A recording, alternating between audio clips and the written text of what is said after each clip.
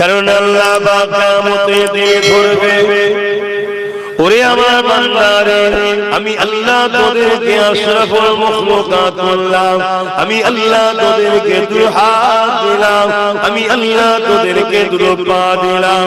বান্দারে, এই হাত নিজের জমি জায়গার জন্য লড়লে, এই হাত তুই নিজের কাজ কারবার করলে, এই হাত বান্দারে নিজের জন্য সব কিছুই করলে, কিন্তু আমি আল্লাহ, আমি যে তোদেরকে দিয়েছিলাম আমার জন্য কি করেছে বল।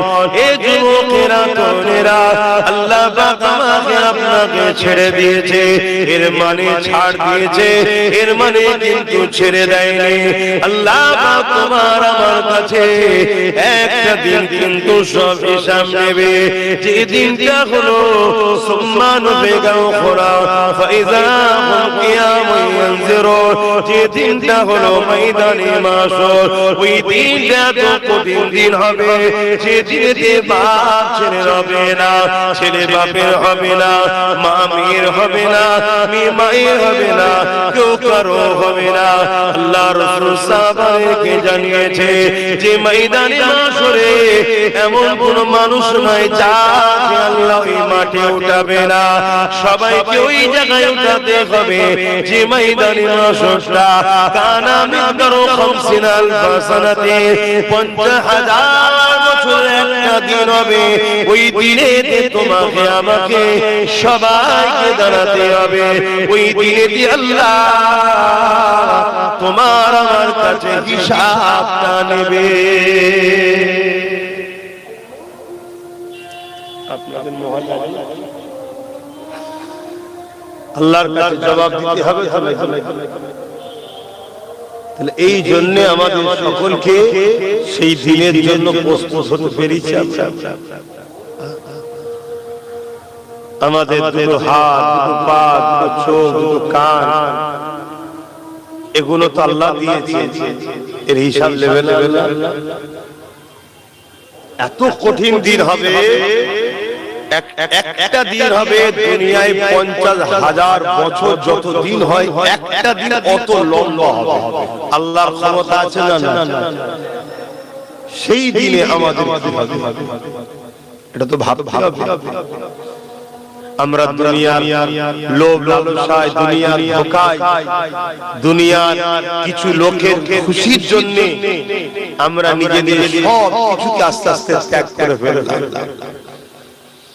আল্লাহ নবী সাহাবা হুজুরকে আরো জানিয়েছেন, এমা সাবারা বাবারা শুয়ে খেদাও, আমি রাসূলুল্লাহ জানিয়ে দে, ওই কিয়ামতের দিন তো কঠিন দিন হবে, যে দিনে এমন বাপ পাওয়া যাবে নিজের ছেলেকে জমিনে শুইয়ে দিয়ে তার বুকের উপরে পা দিয়ে দাঁড়িয়ে যাবে। ওই কিয়ামতের দিনে এমন মা পাওয়া যাবে নিজের মেয়েকে জমিনে শুইয়ে দিয়ে তার বুকের উপরে পা দিয়ে দাঁড়িয়ে যাবে। ওই কিয়ামতের দিনে এমন ছেলে মেয়ে পাওয়া যাবে জনম দাদা বাপ, জনম দুঃখিনী মা, তাদের বুকের উপরে পা দিয়ে এমন করে তারা দাঁড়িয়ে যাবে। এ নজরেরা এই কথা শুনে আল্লাহ নবী সাহাবা হুজুররা কাঁদতে লাগলেন, ইয়া রাসূলুল্লাহ হাবিবাল্লাহ, ময়দানে মাশরে এমনটা কেন হবে? আল্লাহ নবী জানিয়ে দিলেন, মাতার একটা ইখতিলাফ, এক উপরে আল্লাহ সূর্যকে নামিয়ে দেবে, এই সূর্যের তাপেতে লোহা যেমন পুড়ে পুড়ে লাল হয়ে যায়, এই সূর্যের তাপেতে জমিনটা পুড়ে পুড়ে লাল হয়ে যাবে, ওই জমিনে কেউ দাঁড়াতে পারবে না, যার উপরে যার জোর চলবে তাকে জমিনে শুইয়ে দিয়ে তার বুকের উপরে পা দিয়ে দাঁড়িয়ে যাবে। আমার আব্বা মায়েরা বোনেরা, এই দিনে তোমার আমার কি হবে উপায়? একটুখানি চিন্তা করে আগামী দিন ভেবে ভেবে চলতে হবে। কয়ফত লেবে না লেবে না, কেন বানালো আর কি করলাম? সারা জীবনটাই তো কেটে গেল ইসলাম বিদ্বেষীদের সাথে।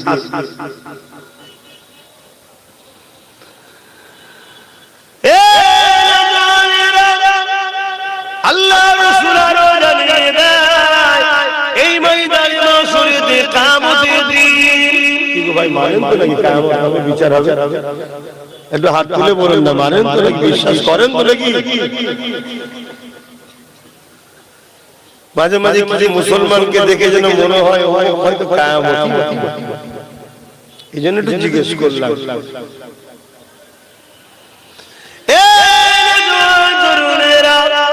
আল্লাহর কোরআন জানাচ্ছে যাও আখাতিু আখিয়া লাইসা লিআখাতিয়া কাযিবা, কিয়ামত অবশ্যই হবে যার মধ্যে কোনো সন্দেহ নাই, মিথ্যা নাই। আল্লাহর কোরআন তার ঘোষণা দিয়ে দিয়েছে, এই যুবকেরা তরুণেরা এই ময়দানে মাশরুতে এত ভয়ানক হবে। আল্লাহ নবী সাহাবাদেরকে জানিয়েছে এই ময়দানে মাশরুতে আল্লাহ পাক হযরত জিবরাইল আলাইহিস সালামকে বলবে, হে জিবরাইল আমার জাহান্নামকে নিয়ে এসে আমার আরশের পাশে বেঁধে দাও। হযরত জিবরাইল আলাইহিস সালাম চলে যাবে, সাথে করে ৭০,০০০ জিনজিল দিয়ে জাহান্নামকে বাঁধা হবে। কত জিনজিল? ৭০,০০০ জিনজিল দিয়ে জাহান্নামকে বাঁধবে। এক একটা জিনজিলে ৭০,০০০ করে ফারিস্তা ধরে রাখবে, তথাপিও জাহান্নামকে ধরে রাখতে পারবে না। ভাবছো ৭০,০০০ ইনটু ৭০,০০০ গুণ করো।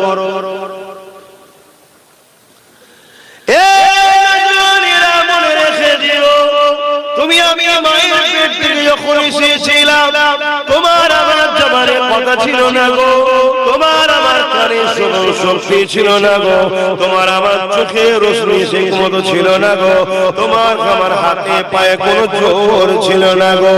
কে তোমাকে জমিনের উপরে আস্তে আস্তে বড় করলো? কে তোমাকে জমিনের উপরে আস্তে আস্তে ক্ষমতা দিল? কে তোমাকে জমিনের উপরে এই জবানে কথা দিল? কে তোমাকে জমিনের উপরে এই দুই চোখে রোশনি দিল? কে তোমাকে জমিনের উপরে আজও বাঁচিয়ে রেখেছে? এখন একটু ভেবে ভেবে চলো। দুনিয়া জমিনে হালকা বয়সে অন্যায় হয়ে যায়, দুনিয়া জমিনে হালকা বয়সে ভুল হয়ে যায়, আমার আল্লাহ পাক কোথায় বলতে লেগেছে, লা তাকনাতু মির রাহমাতিল্লাহ, বান্দারে আমার রহমত থেকে নিরাশ হয়ে যাস না বান্দা। বান্দা ভুল করে ফেলেছে, অন্যায় করে ফেলেছে, বলে আমার বান্দা বান্দিরে আমি আল্লাহ রহমান, আমি আল্লাহ রহিম, আমি আল্লাহ গফুর, আমি আল্লাহ গফফার। হে আমার বান্দা বান্দি, অন্যায় করে ফেলেছে, ভুল করে ফেলেছে, আমার কাছে ক্ষমা চেয়ে, আমার কাছে নত হয়ে যা, আমার কাছে তওবা করলে আমি আল্লাহ বড় দয়ালু, তোর জীবনের গুনাহকে মাফ করে দেব।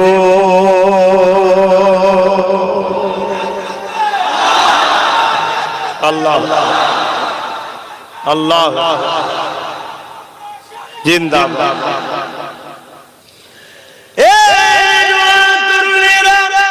আলোচনাকে মনে শুনে বারবার বলি, ৮ বছর ধরে আপনারা এসব কি রয়েছেন বুঝিয়েছি। ওয়াকাব আমাদের সম্পদ নিজেদের গাফলতির জন্য চলে যাচ্ছে, কয়েক লক্ষ মিলিয়ন কোটি টাকার সম্পদ আজ তোমার আমার হাত থেকে ফসকে যাচ্ছে। অথচ তুমি আমি সামান্য ভিক্ষার জন্য ইদরে উদরে ঘুরে বেড়াতে লেগেছে, ৮ বছর ধরে বোঝাতে লেগেছে, আজ একবার বোঝাতে লেগেছে। এ নবীর উম্মত উম্মতেরা, ওই জাহান্নামকে যখন বেঁধে নিয়ে আসা হবে, জাহান্নামের গর্জনেতে এই জমিনে ময়দানে মাশরেতে মানব অজ্ঞান চৈতন্য হয়ে পড়ে যাবে। এই দৃশ্য বোঝানো সম্ভব নয়, বিশ্বাস করে নয়, এত কঠিন দিন হবে। ওই দিনে কিন্তু আল্লাহ জিজ্ঞাসা করবে, বান্দারে পা দিয়েছিলাম আমি, এই পা দিয়েছি মসজিদে যাবার জন্য, বান্দা তোরা গিয়েছিলিস কি বল? এই পা দিয়েছিলাম আল্লাহওয়ালাদের দরবারে যাওয়ার জন্য, বান্দা গিয়েছিলিস কি বল? এই পা দিয়েছিলাম ইলম শিক্ষা অর্জন করার জন্য, বান্দা বান্দা খেয়েছিলেন কেবল এই পা দিয়েছিলাম বান্দা মাফ হয়ে যাওয়ার জন্য, বান্দা খেয়েছিলেন কেবল হে আমার বান্দা বান্দিরে এই পা দিয়েছি, এই পা দিয়ে তিন করে বিধবাদেরকে দেখার জন্য, তাদের সহযোগিতা করার জন্য দিয়েছিলাম। বান্দা গিয়েছিলেন কেবল হে যুবকেরা, দুনিয়া আমাদেরকে এই পা দিয়ে কানে নিয়ে গেছে, দুনিয়া এই পা দিয়ে আমাদেরকে খেল তামাশায় নিয়ে গেছে, দুনিয়া এই পা দিয়ে আমাদেরকে যাত্রায় নিয়ে গেছে, দুনিয়া এই পা দিয়ে আমাদেরকে তাদের অবৈধ প্রচারের জন্য আমাদেরকে এই পা দিয়ে নিয়ে গেছে। এই পা দিয়ে আমরা মসজিদ মাদ্রাসা বাঁচাবার জন্য র্যালিতে গেছি কি জানি না, কিন্তু মসজিদ মাদ্রাসাকে যারা মিটাবে তাদেরকে জিতাবার জন্য এই পা দিয়ে আমরা মুসলমান হেঁটে হেঁটে মিছিলে গেছি। মনে রেখে দিও এখনো সময় আছে, তওবা করে নাও, আল্লাহর কাছে কাঁদাকাটি করো, আল্লাহ ক্ষমা করে দেন, ভুল হয়ে গেছে, আল্লাহ মাফ করে দেন, ভুল হয়ে গেছে। নাই মনে রেখে দিও আমার আল্লাহ আসমানি বালা যখন পাঠাবে ওই বালা থেকে বাঁচার কোনো উপায় থাকবে না। এই দুনিয়ার জালিম হুকুমাতের সঙ্গে লড়াই করলে কিছু মানুষের জান হয়তো যাবে, কিন্তু এদের মোকাবেলা করে জিতা যায়। কিন্তু আল্লাহ যদি জমিনকে ভূমিকম্প দিয়ে শেষ করে দেয়, ওই দিন তোমার ঘর বাড়ি বাপ মা পরিবার সন্তানকে কেউ বাঁচাতে পারবে না। শুনছো তোমার যুবকরা, এখনো সময় আছে পরিবর্তন হও। এক্ষুনি তোমরা রুখে দাঁড়ালে যত কমই হোক 100টা জায়গা তোমরা দখল করতে পারবে কারো সাহায্য ছাড়া। তাহলে চারটিখানি ব্যাপার নয়, একটাতেই যদি আজকে এই হয় তাহলে 100টা পেয়ে গেলে লড়াইটা ভালো হবে না কম হবে? কিন্তু আজ যদি আমার কম না জেগে সেই ইসলাম বিদ্বেষী মসজিদ মাদ্রাসা দুশমনদের সাথ দেয়, আল্লাহর ঘর তুমি মজা নিতে গিয়ে শেষ করে দিলে, আল্লাহ তোমায় রেখে দেবে মনে হয়?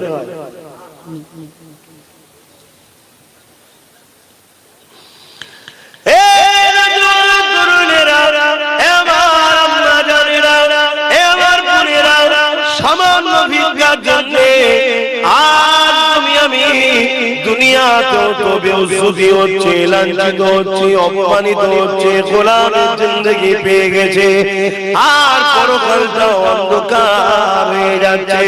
বিশেষ করে আমার মা বোনেদের বলবো, আম্মা সামান্য ভিক্ষা নিয়ে আল্লাহ বিদ্বেষী নবী বিদ্বেষীদের সাথ দেবেন না। আমার মা বোনেদের উদ্দেশ্যে ইসলাম এত সহজে আমরা পাইনি, অনেক স্বীকার করতে হচ্ছে। আল্লাহ নবী একদিন বললেন, বাবারা কে আছো বাবা ইসলামের জন্য মাল দাও বাবা, কেননা গোপনে জালিমরা সংগঠিত হয়েছে ইসলামের উপরে আঘাত করবে বলে। কে আছো বাবা মাল দাও বাবা, তাদের মোকাবেলায় প্রস্তুত আমাদেরকে নিতে হবে। আমার আমরা বোনেরা মন দিয়ে শোনেন, ইসলাম এত সহজে আসে রে গো। আল্লাহ নবী যখন বললেন কে আছো বাবা মাল দাও, জালিমরা ইসলামের উপরে আঘাত করার জন্য তারা গোপনে তৈরি প্রস্তুত নিচ্ছে। হযরতে জিবরাইল আমাকে জানিয়ে দিয়ে গেছে এই লড়াইয়ে যারা ইসলামের পক্ষে সহযোগিতা করবে আল্লাহ তাদেরকে জমিন আসমানের মতো বড় বড় জান্নাত দেবে।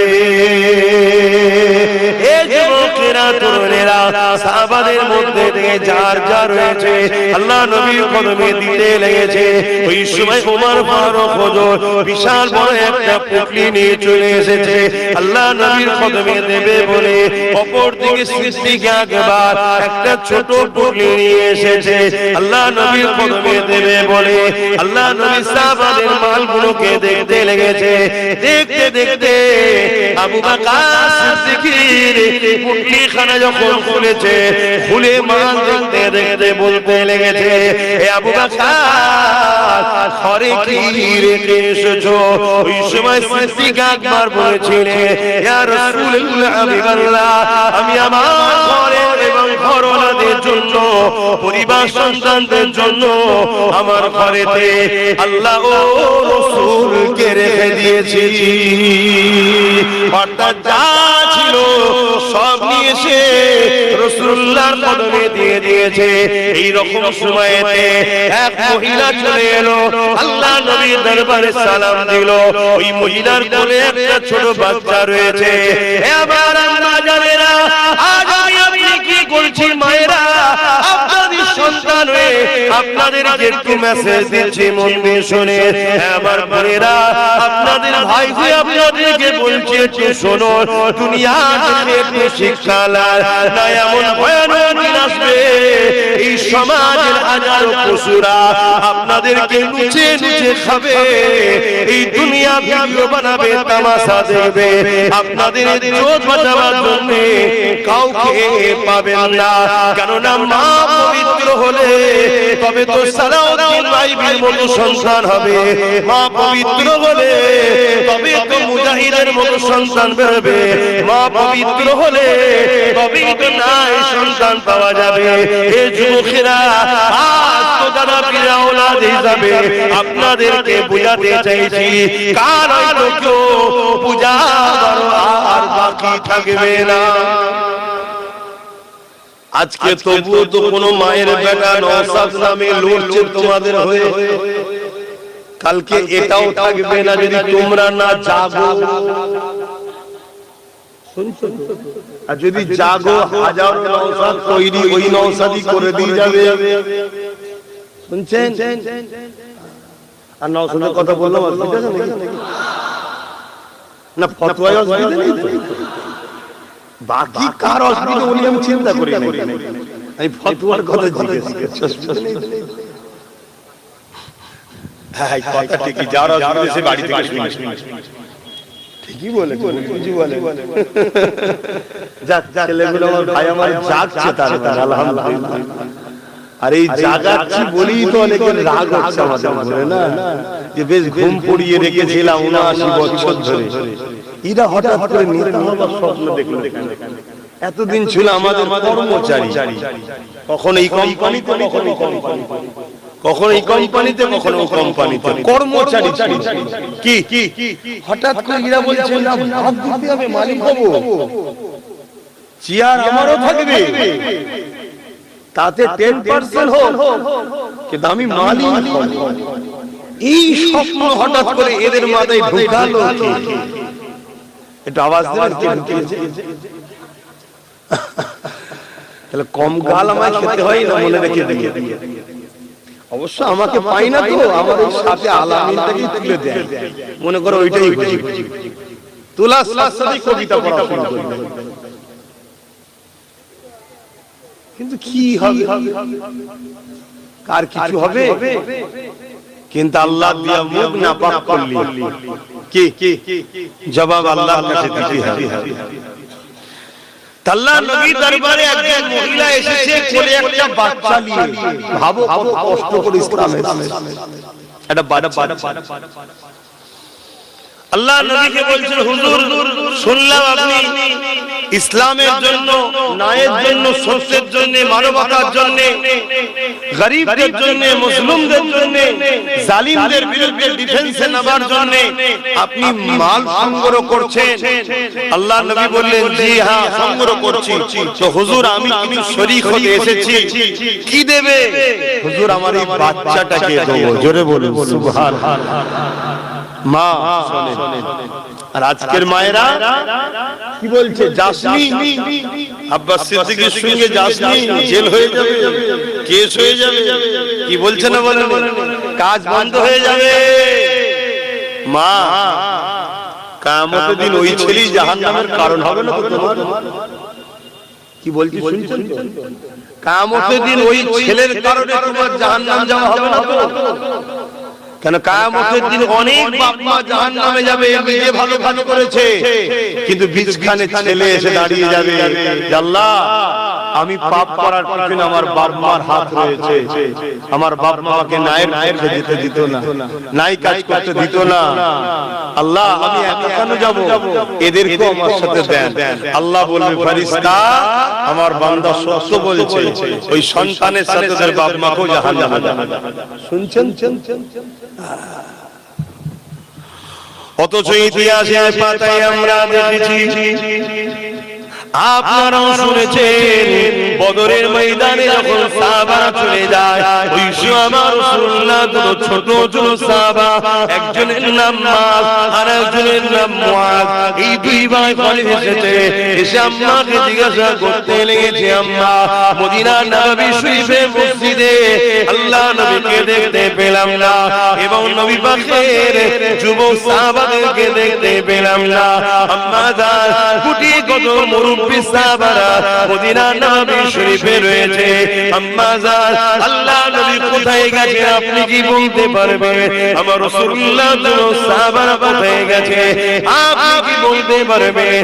ওই সময় মা চোখ ভরা পানি নিয়ে বলছে, বাবা ছেলে রে, ওই সন্ত্রাস জালিম আবু জেহেল যে মক্কা জমিন আল্লাহ নবীকে কত জুলুম করেছে, মক্কা ছেড়ে দিয়ে নবী আমার ইয়াসরিবে চলে এসেছিল, কিন্তু মক্কা থেকে আবু জেহেল 1000 সৈন্য নিয়ে মদিনার উপরে হামলা করবে বলে আগে এসেছে, এই জন্য রাসূলুল্লাহ তিনার যুবক সাহাবাদেরকে নিয়ে মদিনার উপরে যাতে হামলা না করে দেয়, রাস্তায় তাদের সঙ্গে সুরে করার জন্য, মীমাংসা করার জন্য, তাদেরকে রুখার জন্য আল্লাহ নবী যুবক সাহাবাদের নিয়ে গেছে।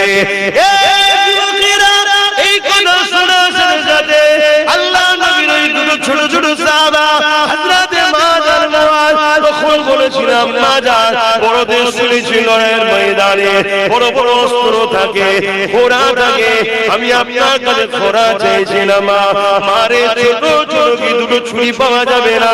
মা জিজ্ঞাসা করতে লেগেছে কি করবে বাবা? ওই সময় বাচ্চা দুটো বলতে লেগেছে, মারে আল্লাহ নবীর দুশমন আবু জেহেলকে জনমের মতো দুনিয়া থেকে বিদায় করে দিতে চায়। ওই বাচ্চা দুটো বলতে লেগেছে, মা আমার রাসূলুল্লাহকে মক্কাতে আবু জেহেল কম জুলুম করে রে, আমার নবীর পিঠের উপরে 50 বার বই চাপিয়েছে, আমার নবীর রাস্তাতে কাটা বিছিয়েছে, এই আবু জেহেল বাহিনীর আমার নবীর উপরে আঘাত দিয়েছে, আমার নবীর দান্দা মোবারককে শহীদ করেছে, আমার নবীর উপরে জুলুম করেছে, আমার নবীর উপরে অনেক অত্যাচার করেছে, মা এই জন্য আজ যখন সুযোগ এসেছে আমরা আবু জেহেলকে দুনিয়া থেকে মিটিয়ে দিয়ে যাই। এই যুবকেরা তরুণেরা হবে কোন জবানে এই কথাটা বেরোচ্ছে, কোন পাওয়ারে? এটা ঈমানের পাওয়ার, ঈমানের পাওয়ার। আর আজকে কোটি কোটি মুসলমান আজ আমরা মাথায় হাত দিয়ে বলছি আমরা কি করব? বলছি না বলে, অথচ আজকে লড়াই প্রস্তাবনা তোমাকে নেবে। আজকে শুধু যে যার গ্রামের গাদ্দার গুলোকে টাইট করে দিয়ে যে যার গ্রামে মজবুত হয়ে যাবে। কথা বুঝছেন না? তাও আমরা মাথায় হাত দিয়ে বলছি কি করব আমরা? একটা গাছ লাগিয়েছি যদি ফল না দেয়, বলো বলো বলো, আল্লাহ আমাদের রাখবে কেন? জালিমদের হাতে মিটিয়ে দেবে আল্লাহ।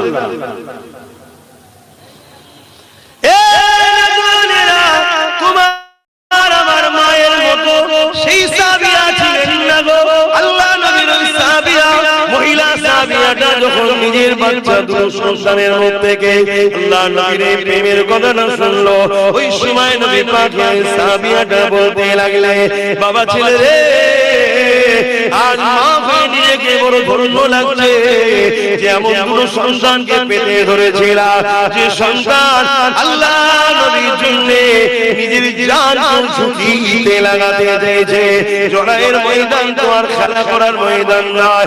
বাবা ছেলে যাও, বাবা চলে যাও, বড় গর্বিত মা হিসাবে, যাও বাবা চলে যাও চলে যাও, রাসূলুল্লাহ দুজনের বিরুদ্ধে লড়াই করতে চলে যাও বাবা। ওই বাচ্চা দুটো বেরিয়ে বলল, লড়াইয়ের ময়দানে গিয়ে চাচাকে জিজ্ঞাসা করতে লেগেছে, চাচা আবু জেহেল কোনটা, আবু জেহেল কোনটা? চাচা দূর থেকে দেখাতে লেগেছে, ওই যে সাদা ঘোড়ার পিঠে উঠে রয়েছে ওটা হলো আবু জেহেল, যে কিনা তার ঘোড়ার পিঠে বসে রয়েছে লোহার গ্রেস গায়ে দিয়ে, এমন করে নিজেকে নিরাপদে রেখেছে। এই বাচ্চা দুটো সুযোগ খুঁজতে লেগেছে, চারিদিকে ঘোড়া খুঁজতে লেগেছে। এই বাচ্চা দুটো সুযোগ খুঁজতে খুঁজতে কোনোভাবে যখন পারছে না, কেন আবু জেহেল ঘোড়া থেকে নামছে না, বাচ্চা দুটোর মাথার মধ্যে বুদ্ধি এসে গেল।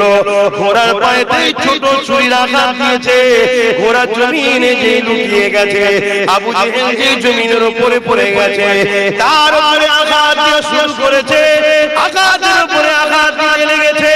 আবু জেহেলের ছেলে দেখতে পেয়ে গেছে, আগে এসে তরবারের আঘাত দিয়েছে। এই দুই বাচ্চার মধ্যে থেকে একজনের হাতটা কেটে জমিনে পড়ে গেছে। কিন্তু এইদিকে অন্য সাহাবারা দিয়ে এসে ওই বাচ্চা দুটোকে সাইডে সরিয়ে দিয়েছে। অনেক বড় কথা, লড়াই শেষ হয়ে গেল, আবু জেহেল জনমের মতো জাহান্নামে চলে গেল। আল্লাহ নবী সাহাবাদের নিয়ে বসে আলোচনা করতে লেগেছে। এই দুই বাচ্চা তারা অনেকটা ক্ষত বিক্ষত হয়ে রয়েছে, তার মধ্যে থেকে এক ভাইয়ের হাতটা পর্যন্ত কেটে গেছে। এই অবস্থায় দাঁড়িয়ে হাত কেটে গেছে, ওই যন্ত্রণার কথা খেয়াল করেনি। বাচ্চা দুটো আগিয়ে এসে দুই ভাইয়ের মধ্যে কম্পিটিশন শুরু হয়েছে। এক ভাই বলতে লেগেছে, ইয়া রাসূলুল্লাহ হাবিবাল্লাহ, আপনার দুশমনকে আমি মেরেছি। আর একজন বলতে লেগেছে, ইয়া রাসূলুল্লাহ হাবিবাল্লাহ, আপনার দুশমনকে আমি মেরেছি। এই কম্পিটিশন হতে লেগেছে। হযরত জিবরাইল চলে এসেছে, এসে জানিয়ে দিল, ইয়া রাসূলুল্লাহ হাবিবাল্লাহ, এই বাচ্চা দুটোকে জানিয়ে দেন আল্লাহর পাকের দরবারে আবু জেহেলকে জাহান্নামে পাঠানোর পিছনে এই দুটো বাচ্চার হাত আছে, আল্লাহ দুজনকে কবুল করে নিয়েছে। আল্লাহ নবীর নজরটা বলল ওই বাচ্চা ছেলের হাতের দিকে, যার হাতটা কাটা রয়েছে। ওই বাচ্চাকে বলতে লাগলো, বাবা কি হয়েছে? হুজুর আমার হাতের উপরে আঘাত করেছে, হাত আমার কেটে গেছে। আল্লাহ নবী সাহাবাদেরকে বললে, যাও বাচ্চাটা হাতকে খুঁজে নিয়ে আসো। হাতকে খুঁজে নিয়ে এসে ওই হাতের গোড়ায় হাত লাগিয়ে দিয়ে আল্লাহ নবী হাতটা বুলিয়ে দিল। আরে সার্জারি তো 150 বছর হয়েছে, আমি আল্লাহর হাত বুলানোর সাথে সাথে আমার আল্লাহ হাতকে চূড়া লাগিয়ে দিয়েছে। আরো জোরে বলুন সুবহান।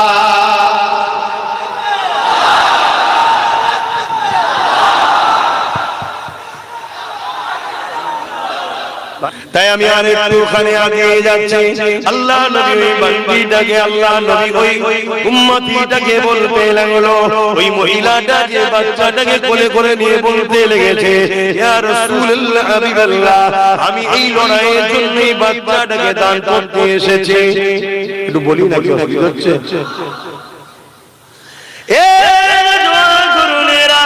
আল্লাহ নবী তখন বললেন, মা এই লড়াইয়ের ময়দানে এই বাচ্চাটাকে নিয়ে আমি কি করব মা? ওই মহিলা বলতে লেগেছে, ইয়া রাসূলুল্লাহ হাবিবাল্লাহ, লড়াইয়ের ময়দানে আমার বাচ্চা হাঁটতে পারে না, আমার বাচ্চা তীর মারতে পারবে না, আমার বাচ্চা কোনো কাজে লাগবে না। ইয়া রাসূলুল্লাহ হাবিবাল্লাহ, আমি জানি, তবে হুজুর এই বাচ্চাটাকে আমি আপনার কাছে দান করছি। আমার সাহাবা ভাইদের অনেকের ঢালাই বা আপনার সামনেতে যখন তীর মারবে আপনার দিকে, এই বাচ্চাটাকে আপনি ঢাল হিসাবে ব্যবহার করবেন। ওই জালিমদের তীর আপনাকে না লেগে এই বাচ্চাকে লাগবে। ইয়া রাসূলুল্লাহ হাবিবাল্লাহ, কাল কিয়ামতের ময়দানে আমি মা আল্লাহ পাকে শুকরিয়া আদায় করে বলবো, ও রব্বি আল্লাহ, আপনি আমাকে একটা সন্তান দিয়েছিলেন, ওই সন্তানটা নাই সত্যি ইনসাফের জন্য আপনার হাবিবের কাছে আমি ঢাল হিসাবে দিয়ে দিয়েছিলাম, এর উসিলায় আমি নাজাতের আশা রাখবো। আল্লাহ নবী বড় খুশি হলেন, বাচ্চাটাকে কোলে নিয়ে আদর করে ওই মাকে দিয়ে দিলেন, দিয়ে বলতে লাগলেন, মহিলা রে, এই বাচ্চাটাকে লালন পালন করে বড় করো। আমি রাসূলুল্লাহ দোয়া করি এই বাচ্চা একদিন ইসলামের মুজাহিদ হবে।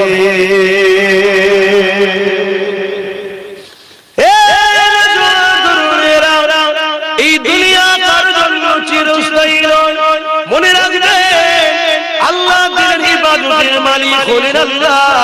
দুনিয়া যতই শক্তিশালী দেখাক না কেন, যুগে যুগে ইসলামের উপরে আঘাত যারা করেছে, আমার আল্লাহ পাক তাদের জন্য দুটো ফয়সালা করেছে। হয় তার নাম নিশানাকে মিটিয়ে দিয়েছে নমরুদের মতো, ফিরাউনের মতো, সাদ্দাতের মতো, আবু জেহেল সাহেবার মতো, ইজিদের মতো, হিটলারের মতো, চিঙ্গিস খানের মতো, এমন করে পুরুষের মতো আল্লাহ তাদেরকে মিটিয়ে দিয়েছে। বাবার দেশে হতভাগা আকবরের মতো মিটিয়ে দিয়েছে। কিন্তু আরেকটা ফয়সালা হলো, যারা ইসলামের বিরোধী করেছে, আমার আল্লাহ তাদেরকে ইসলামের খাদেম বানিয়ে দিয়েছে।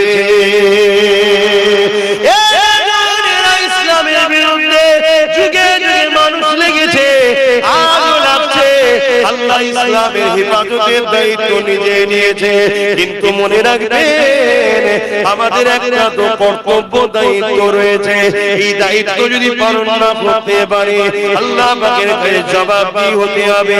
যেমন ইসলামের বিরোধী করেছিল হযরত ফারুক আযম, তখন হযরতও ছিল না, ফারুকও ছিল না, আযমও ছিল না, শুধু নাম ছিল উমর, খাত্তাবের বেটা উমর।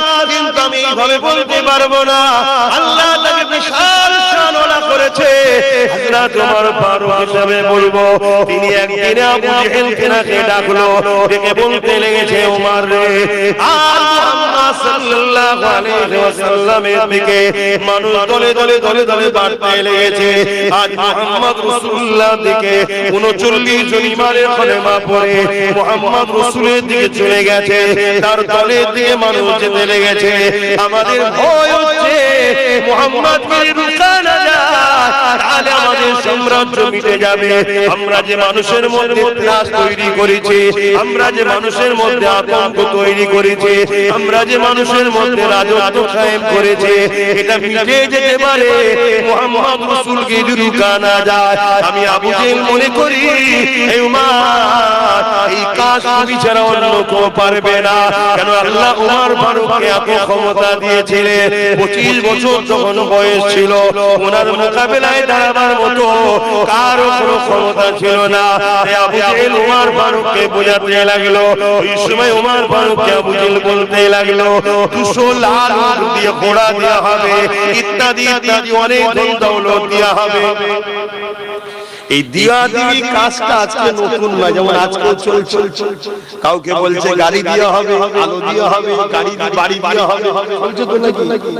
সেদিনও চলতো, এটা নতুন নয়, যুগে যুগে চলে আসে। আর এটাই তো ঈমান পরীক্ষা। কেউ বিক্রি হচ্ছে আর কেউ জানকে বাজি লাগিয়ে লড়ে যাচ্ছে, এইটাই হচ্ছে ব্যাপার। কাউকে মন্ত্রীর অফার দেওয়া হচ্ছে, 150 কোটি টাকার অফার দেওয়া হচ্ছে, সে বলছে না, আমি গাদ্দারের সাথে নাম লিখাতে পারবো না, আর আমার আল্লাহর কাছে মুখ দেখাতে। এটা ঈমান। আবার কেউ বিক্রি হয়ে গেছে, কি করে?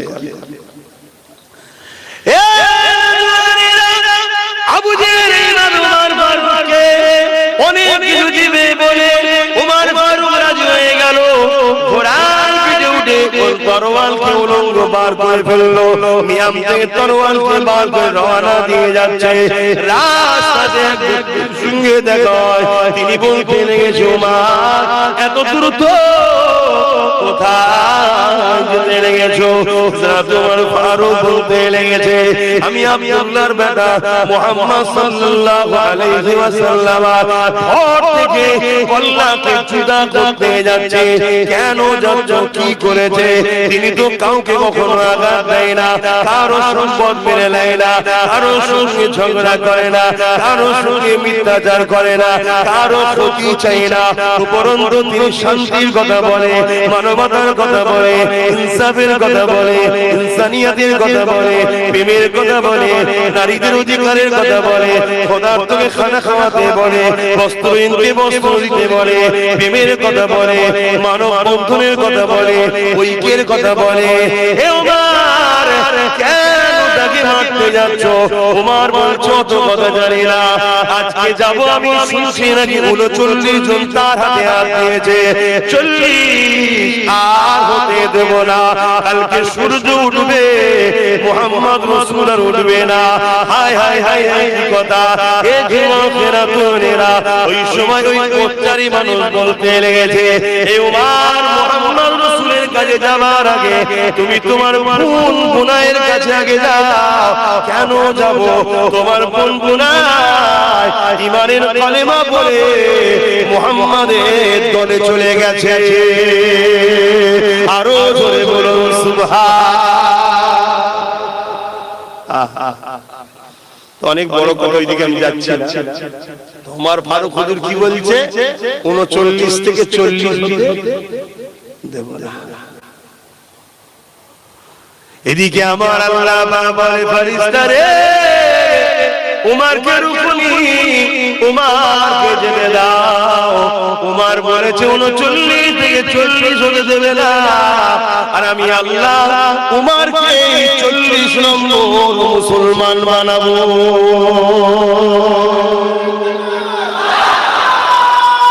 আল্লাহ, বাবরি মসজিদে যে আঘাত প্রথম দিয়েছিল তার দ্বারাই 100 মসজিদ করাচ্ছে যিনি, তিনি কে? বলবেন তো জোরে জোরে। বাবরি মসজিদে প্রথম যে আঘাত দিয়েছিল তার হাতে, আমার তার দ্বারাই 100টা মসজিদ তৈরি করে নিচ্ছেন যিনি, তিনি কে? আরো জোরে বলেন কে? আল্লাহ আল্লাহ আল্লাহ। যে বুশ বলেছিল আমেরিকা ইসলাম রাখবো না, তার কন্যাকে ইসলামের মধ্যে ঢুকিয়ে কোরআনের হাফেজ যিনি বানিয়েছেন তিনি কে? কিন্তু আমাদের দায়িত্ব আছে না, আমার কাছে দামি জিনিসের যদি গুরুত্ব না বুঝি কেড়ে লেগে অন্য কাউকে আল্লাহ দেবে, তোমাকে আমাকে মিটিয়ে দেবে। তাই নিজের দিনের গুরুত্ব বোঝো।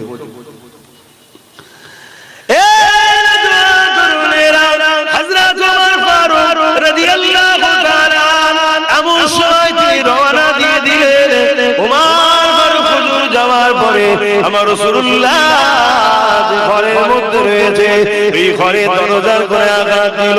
ঘরের মধ্যে 39 জন সাহাবাকে নিয়ে আল্লাহ নবী দিনের মেসেজ শোনাচ্ছে, দিনের কথা শেখাতে লেগেছে। ওমর দরজার করে আঘাত দিয়েছে, ভেতর থেকে এক সাহাবী আওয়াজ দিয়ে বলছে, কে? বাইরে থেকে উমর আওয়াজ দিচ্ছে, খাত্তাবের বেটা উমর এসেছি, দরজা খোলো। সাহাবাদের মধ্যে মুখোমুখি তাকাতাকি হচ্ছে, আমাদের আর বাঁচা যাবে না। এত পাওয়ার ছিল, এত ক্ষমতা। আল্লাহ নবী চাচা যান হযরত হামজা রাদিয়াল্লাহু তাআলা তার কয়েকদিন আগে নবীর হাতে হাত দিয়ে ঈমানের কালেমা পড়েছিল। তিনিও ছিলেন মক্কার সুপার পাওয়ারদের মধ্যে একজন। তখন তিনি ওই মজলিসে বসে রয়েছে, তিনি বলতে লাগলেন, ইয়া রাসূলুল্লাহ, হাবিবাল্লাহ, হুজুর আপনি আমাকে ইজাজত দেন, উমর যদি পাকাম করে আমি হামজা খুমসা কমতি নয়, হুজুরকে আমি ছাড়বো না, আপনি আমাকে ইজাজত দেন। আল্লাহ নবী মুচকি হাসলেন, কেন কানেকশন তো নবীর সাথে আল্লাহর, বাকি তো কেউ জানে না। নবী আমার ইরাদা করে আল্লাহকে বলেছিলেন, ও রব্বি আল্লাহ, দুজনের মধ্যে একজনকে ইসলামের মধ্যে যদি আপনি এনে দেন আমাদের জন্য বড় উপকার হবে। এক আবু জেহেল নয় খাত্তাবের বেটা উমর, আমার আল্লাহ দোয়া, নবীর দোয়া উমরের কপালে কবুল করে নিয়েছে। এটা রাসূলুল্লাহ বুঝতে পেরে গেছে। এই নবী বলতে লাগলেন, আমার সাহাবারা দরজা খুলে দাও, দেরি করো না গো, উমরকে আসতে দাও, উমরকে আসতে দাও। উমরের জন্য দরজা খুলে দেওয়া হলো। উমর আগে আগে আসে, পিছনে হযরত হামজা নবী পাকের চাচা দাঁড়িয়ে গেছে। দাঁড়িয়ে গিয়ে বলছে, উমর মনে রেখে দিও, আমি হামজা কমতি নয়, তুমিও যদি পালোয়ান হও আমিও কোনো কমতি নয়। উমর যদি খারাপ ব্যবহার করো তোমাকে কিন্তু ছেড়ে দেওয়া হবে না। উমরের চলো চলো, আল্লাহ নবী বলে চাচা যান, উমরের রাস্তা আটকাবেন না, উমরকে আসতে দেন। হযরত উমর আগিয়ে চলে এলেন, রাসূলুল্লাহ একেবারে কাছে। নবী পাক উমরের জামার খড় ধরে টান দিলেন, হুজুর বসে পড়লেন। বসে পড়ার পরে আল্লাহ নবী শুধু বলতে লাগলেন, হে উমর এখনো কি সময় হয়নি আল্লাহর রাসূলের দিকে ফিরে আসা? যেই বলেছে উমরের চোখ দিয়ে পানি গড়াতে লেগেছে। ইয়া রাসূলুল্লাহ, ইয়া হাবিবাল্লাহ, হুজুর আপনি আমাকে ক্ষমা করে দেন, আমি উমরের তরোয়াল নিয়ে বেরিয়েছিলাম আপনার পথে কল্লাকে আলাদা করব বলে, কিন্তু আজকে উমর আপনার কদমে একটু জায়গা চাইছে, বাকি যতদিন বাঁচবো ইয়া রাসূলুল্লাহ আপনার গোলাম হয়ে পাহারাদার হয়ে থাকতে চাই। আরো জোরে বলুন সুবহানাল্লাহ।